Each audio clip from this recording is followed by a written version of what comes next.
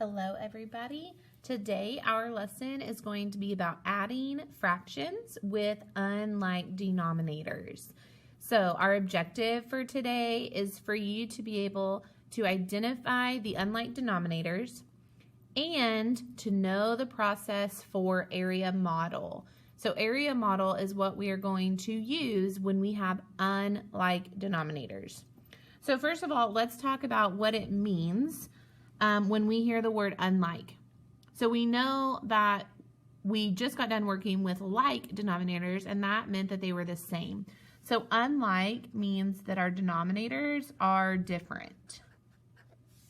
So for example, if I have the fraction 1/4 and I have a fraction of 3/7, and we look at our denominators, they are not the same. They are indeed different, which means they are unlike denominators. Okay? So we are now going to, or I am going to introduce to you what area model is. So area model is actually a strategy that we are going to use to help us add and eventually subtract fractions and mixed numbers when we have unlike denominators. So you can use this strategy when you have like denominators, but you really don't need to. You really need to use it when you have unlike denominators or different denominators.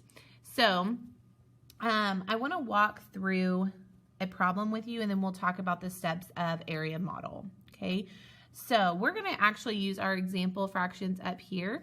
So if I have, oops, that was a big one, 1/4, and we are going to add 3/7. Okay, area model is the strategy we're going to use, and we need to draw pictures. So from now on, you are drawing rectangles. If you have not been drawing rectangles, now is the time. So we're going to draw a rectangle for our fraction 1/4, and again, I'm going to make this really big for video purposes, but also you might find it helpful to make it very big as well when anytime you're doing area model, so when our denominators are different. So we notice our denominators are different, so we're going to do area model. We're going to first just draw a picture of 1/4. Now your very first picture, when you draw your pieces, your lines need to go up and down. It's very important that your lines are going up and down. Okay, so I have my 4 pieces, and I'm going to shade 1. It's also kind of important for your shading to kind of be like this. We don't need to completely shade the whole thing. That might make our picture not very clear, okay? And then we're going to add, and we're gonna draw another really big rectangle here. And this time when we draw our lines, we need to draw them going side to side. Okay, so the first picture, our lines are going to go up and down. The second picture, our lines are going to go side to side. And I'm actually going to use a different color for this.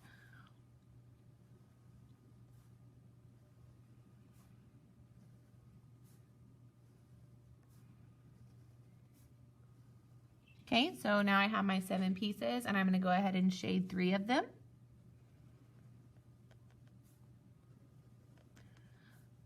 So far, nothing that we have learned so far has really changed except for our pictures and our lines, okay? Now, the next thing we need to do is what I call merge the lines. So we're going to take these 3 lines we have here, and we're going to bring them over here to this picture.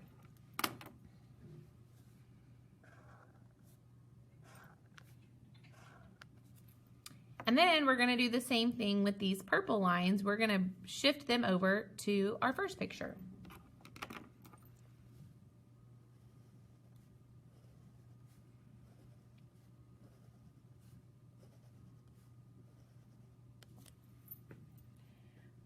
All right, now that we have merged our lines, we have both pictures that have both sets of lines, is what that means.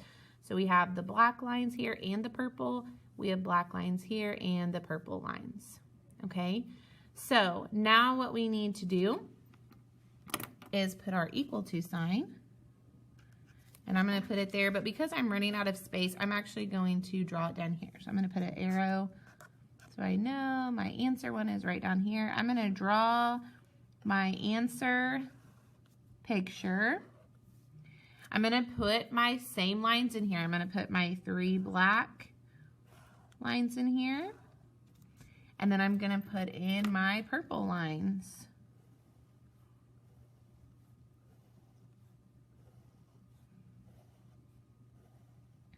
Okay. Now, I'm going to count up how many pieces I shaded in here. So you'll notice our pieces have now gotten really small. We have these itty bitty small boxes. So I have 1, 2, 3, 4, 5, 6, 7 here. And then here I have 1, 2, 3, 4, 5, 6, 7, 8, 9, 10, 11, 12 pieces over here.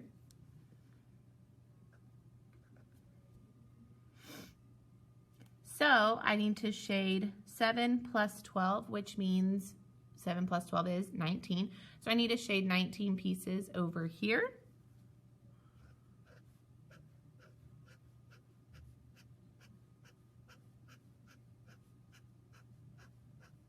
And that is my answer fraction here. So now we did just say that we shaded 19 pieces. So would that be our numerator or our denominator?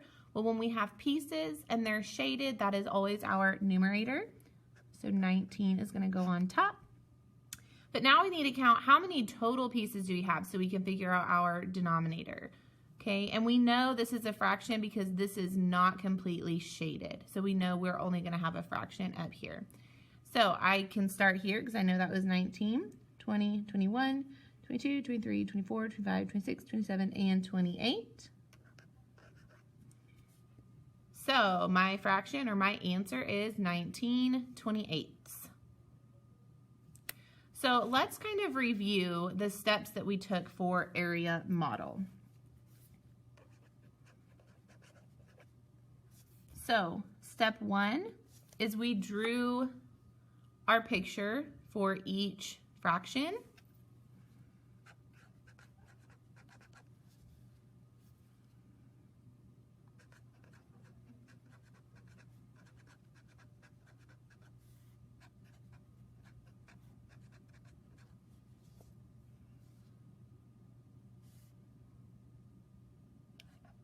Step 2 was our lines. So our first picture had vertical lines and our second picture has horizontal lines.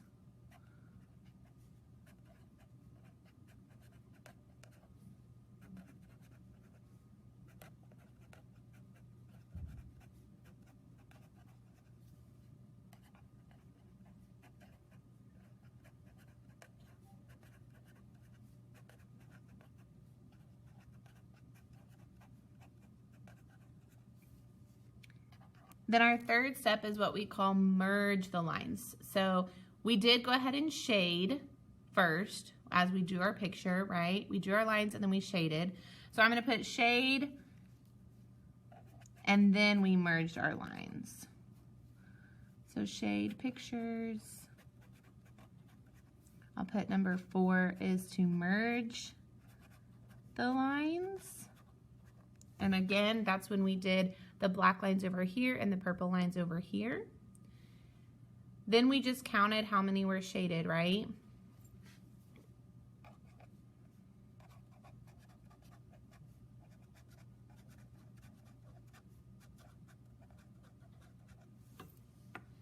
Count our shaded pieces, so we counted 7 were right here, and then we had 12 over here. And then I guess step 6 would just be to draw our answer picture and figure out what our fraction or mixed number would end up being.